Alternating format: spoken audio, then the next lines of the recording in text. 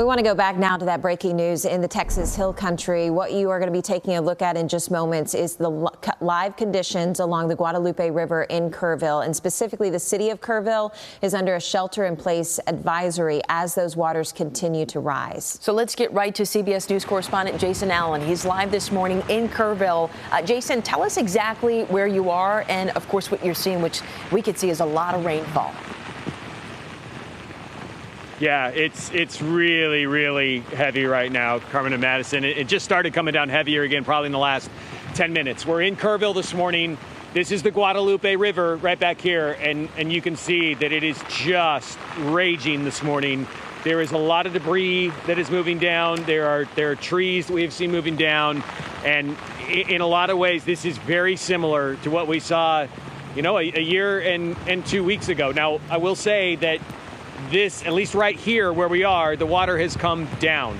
Okay, it was up in this parking lot where we're standing in a safe spot. It's dropped down. That's not the case further downriver. Looking at some of those gauges, like down at Center Point, it's come up as much as 30 feet this morning. So you have this movement of all of this water that's going that way.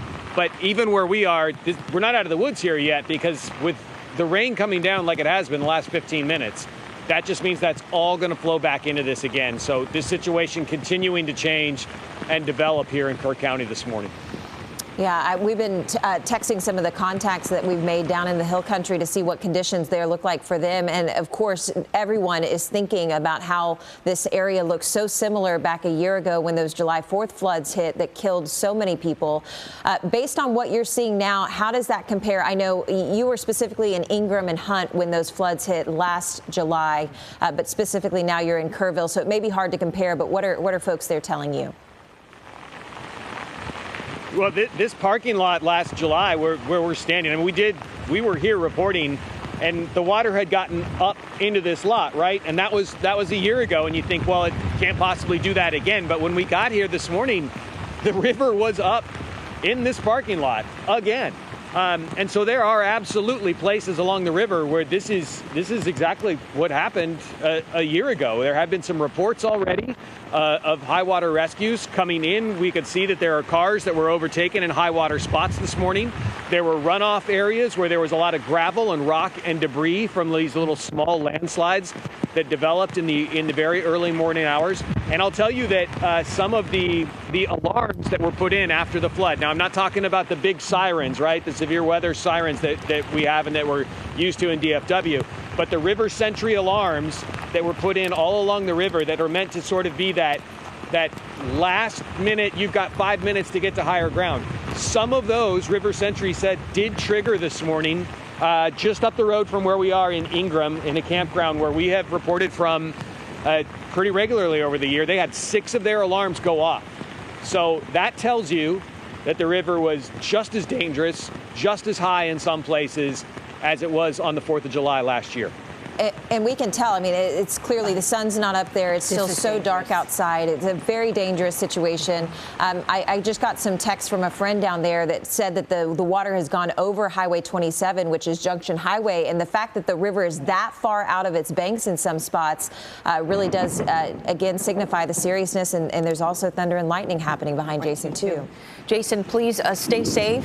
And also, we hope that the residents are staying safe, too, as well down there. You can watch more of Jason's reporting ahead on CBS Mornings at 7 a.m. Jason, thank you so much. Let's get over to Michael, who's got the latest look at our first alert forecast and conditions here in North Texas. Michael. Yes, that's right, Carmen. I want to talk really quickly about Kerrville and what's going on there. They have this area of low pressure that's continuing to drive all of this heavy rain and the threat for severe weather across the Texas Hill Country. Check this out. They have flash flood warnings. That means devastating to catastrophic flooding is ongoing right now. And on top of that, they have tornado warnings that are ongoing for portions of those areas. I want to zoom in a little bit closer to Kerrville. Take a look at this. Again, flash flood warning ongoing, and the threat level is catastrophic. So that's life-threatening flooding. I mean, it doesn't get much worse than that. And they're continuing to track very heavy rainfall that's falling. I want to show you the rainfall rates per hour. We saw Jason Allen and how heavy the rain was coming down. It's coming down at a rate of 4.5 inches per hour. That's a lot of rain in a short amount of time, on top of what has already fallen. Some of those areas picking up almost 2 feet of rain already in 5 days. That's why we're seeing that Guadalupe River, that it rose about 16 feet in just under 30 minutes, and more rising will be expected. The National Weather Service is expecting to see parts of that river to rise to levels that were seen in the catastrophic flooding of July 4th of 2025.